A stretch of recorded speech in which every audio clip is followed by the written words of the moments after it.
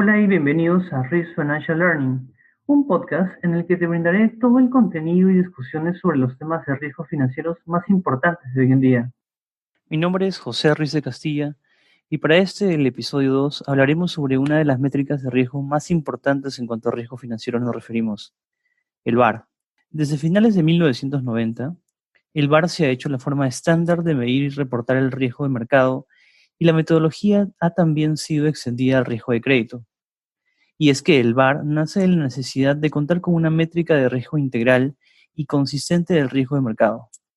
Los traders de la mesa de opciones, por ejemplo, usan las griegas para monitorear las sensibilidades de sus posiciones en mercado, pero cada una de las sensibilidades medidas por letras griegas proveen únicamente de una medida parcial de riesgo financiero. Las métricas de delta, gamma y vega se complementan una a otra, pero ellas no pueden ser agregadas para producir una métrica global de riesgo generada por una posición o portafolio en particular. Las sensibilidades no pueden añadirse entre tipos de riesgo. Por ejemplo, el riesgo del delta y gamma de la misma posición no se pueden sumar. Las sensibilidades no pueden ser añadidas entre mercados. Por ejemplo, uno no puede sumar el delta del euro dólar call y el delta de un call sobre un stock index, por ejemplo. Debido a que las sensibilidades no pueden ser agregadas, ellos no pueden ser usados para analizar la magnitud de pérdidas globales que pueden surgir de un cambio en los factores de riesgo. Como consecuencia, las sensibilidades no pueden ser usadas directamente para medir el monto de capital que el banco está poniendo en riesgo. Las sensibilidades no facilitan el control del riesgo financiero. Los límites de posiciones expresadas en términos de delta, gamma y vega son a menudo inefectivos debido a que ellos no se trasladan fácilmente en una máxima pérdida aceptable para la posición. Esto explica el deseo de contar con una métrica de riesgo de manera integral para valores individuales y para portafolios. El VaR es una respuesta a esta búsqueda de una métrica consistente de riesgo de mercado. Pero entonces, ¿qué es el VaR en términos útiles? El VaR es una métrica de riesgo bastante útil durante condiciones de mercado normales y ofrece una forma poderosa de analizar el riesgo de mercado global de las posiciones de trading sobre un horizonte corto, tal como un periodo de 2 semanas, 10 días de trading aproximadamente. En efecto, la metodología nos permite capturar en un único número los múltiples componentes del riesgo de mercado, tales como el riesgo de curva, riesgo basis y el riesgo de volatilidad. Sin embargo, debemos señalar ciertas debilidades de esta métrica que sustentan el hecho de no sobreconfiar en ella. Cada vez que se producen disturbios en los mercados mundiales, las limitaciones del VaR y otras métricas sofisticadas de riesgo de mercado son reveladas. La razón es simple. Los modelos VaR son basados en el supuesto que los parámetros clave, tales como las volatilidades y correlaciones, son estacionarias, es decir, que ellos no cambian de valor durante el periodo en el cual el riesgo es medido. Este supuesto es a menudo probado a ser incorrecto durante condiciones de mercado extremo, haciendo del VaR una métrica de riesgo poco confiable en el momento exacto en que justamente se requieren análisis de riesgos robustos. Existe otra razón por qué las firmas no deberían sobreconfiar en sus modelos VaR, o en efecto en cualquier único tipo de modelo de riesgo. Si muchas firmas dependen en una única visión de riesgo, por tanto, esta métrica de riesgo estándar de la industria puede exacerbar la volatilidad de mercado e, irónicamente, hacer mercados menos estables y más propensa a la crisis. Cuando, por ejemplo, las instituciones financieras venden activos en mercados volátiles a fin de mantenerse dentro de sus límites VaR, esto tiende a deprimir aún más los precios de mercado y a incrementar la volatilidad y correlación de los factores de riesgo para esos activos. Esto puede hacer que otras instituciones financieras excedan también sus límites VaR, forzando a ellas a reducir su exposición vendiendo aún más de los mismos activos, perpetuando un círculo vicioso. Si esto sucede en el cambio del ciclo económico, puede potencialmente transformar a la industria dependiente de los modelos VaR en un mecanismo procíclico poderoso. Entonces, ¿qué es el VaR en términos metodológicos? El VaR puede ser medido como la peor pérdida que se puede esperar de mantener un valor o portafolio sobre un periodo de tiempo dado, digamos un único día o 10 días para propósitos de reporting regulatorio, dado un nivel específico de probabilidad conocido como nivel de confianza. Por ejemplo, si nosotros decimos que una posición tiene un VaR diario de 10 millones de dólares a un nivel de confianza de 99%, eso significa que las pérdidas diarias realizadas de la posición en promedio serán mayor que 10 millones en un único día en cada 100 días de trading, de 2 a 3 días cada año. Pero, ¿y cómo calculamos el VaR? Existen dos etapas claves en el cálculo del VaR. La primera, derivar la distribución forward del portafolio o los retornos en términos monetarios del portafolio al horizonte escogido. En nuestro ejemplo, un día. Pero para obtener dicha distribución, lo primero que necesitamos hacer es seleccionar los factores de riesgo que conducen la volatilidad de los retornos en el portafolio de trading o inversiones. Los factores de riesgo relevantes dependen de la composición del portafolio. La selección de los factores de riesgo es directa para un simple valor, pero requiere de un juicio para productos más complejos.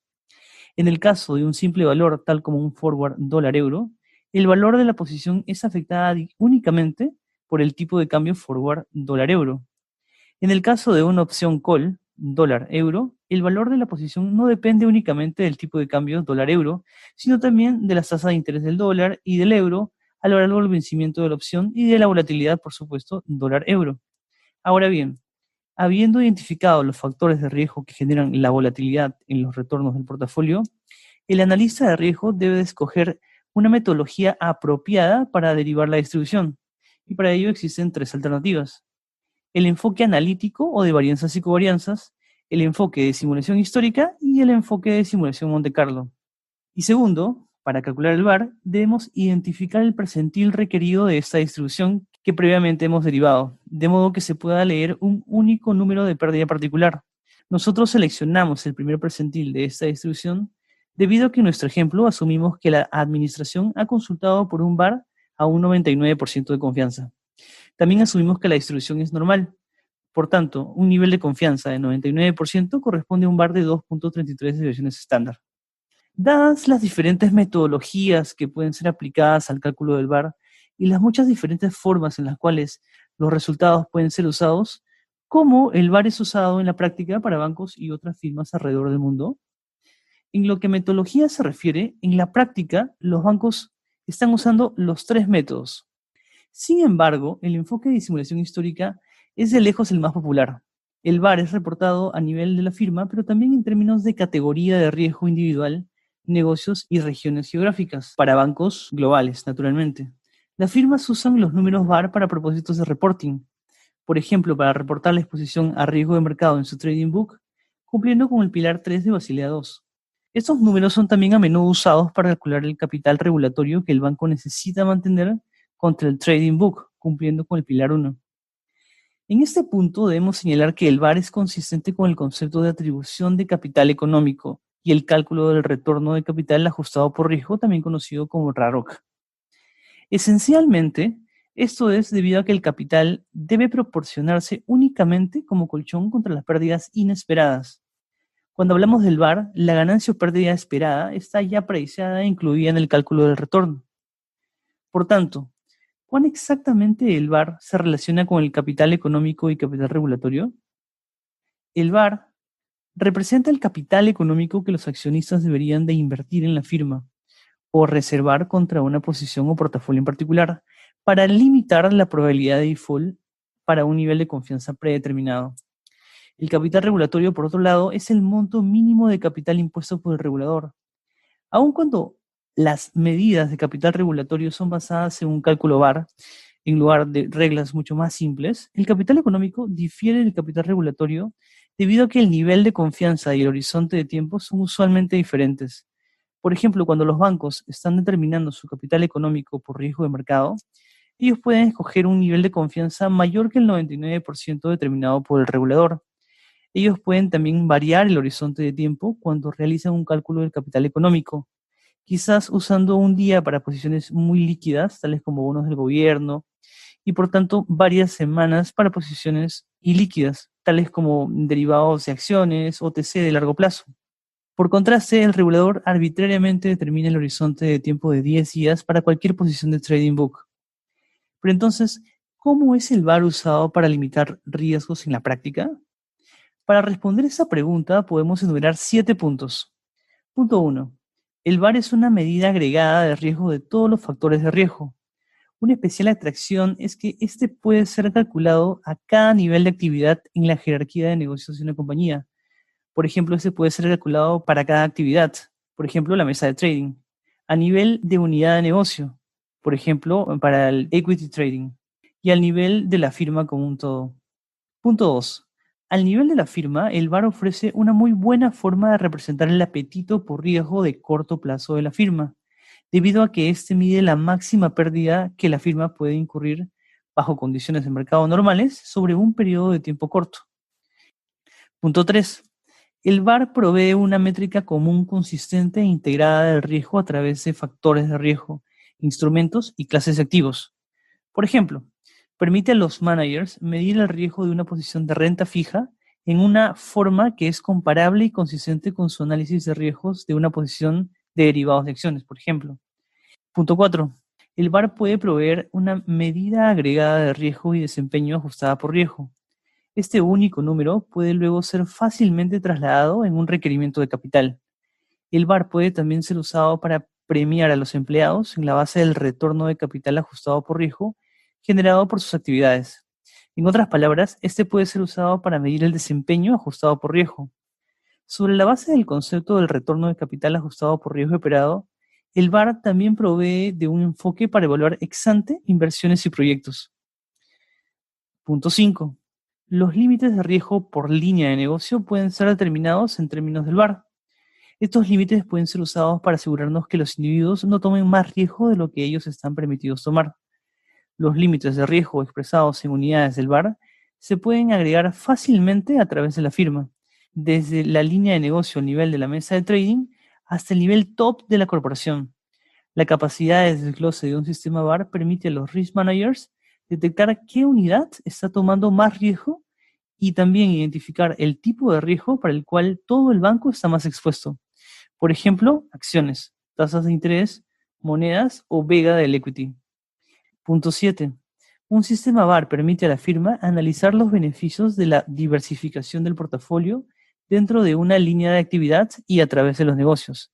El VaR permite a los managers analizar la volatilidad de los ingresos diarios que ellos pueden esperar desde cualquier área de trading dada, tales como los negocios de acciones y renta fija, de tal forma que ellos puedan entender mejor cómo cada línea de negocio compensa o contribuye a la volatilidad de los ingresos de toda la firma.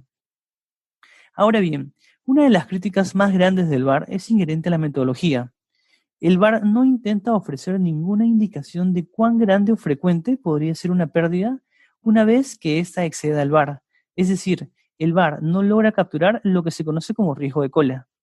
Sin embargo, el expected shortfall, también conocido como conditional VaR, es una métrica de riesgo alternativa que da una indicación de la magnitud de las pérdidas potenciales en la cola. El expected shortfall es la pérdida esperada más allá del VaR. Es decir, es la pérdida esperada dado que la pérdida excede el VaR. Por tanto, el expected shortfall mide el downside risk más allá del VaR a un nivel de confianza dado. Tomar en cuenta que el riesgo de cola mediante el uso del expected shortfall probablemente se convierte en una capacidad crítica en muchas instituciones financieras.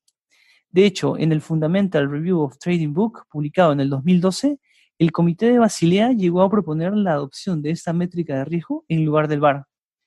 Finalmente, a modo de conclusión, podemos mencionar 3 puntos de suma importancia. Primero, para llevar a cabo la implementación de un modelo VaR, es común asumir que las condiciones de mercado permanecerán estacionarias. Los precios y los valores se asumen a tener un comportamiento suave que excluye la posibilidad de saltos y otros eventos extremos. Esto hace del VaR una métrica de riesgo muy poco confiable en términos de crisis. Por ejemplo, en el tercer trimestre del 2007, luego de que la crisis subprime se desatara, los principales bancos reportaron un número de excepciones al VaR más allá de lo que se pueda esperar bajo condiciones normales. De igual manera, durante la crisis del COVID-19, los bancos líderes han venido presentando excesos en sus backtests divulgados en sus filings.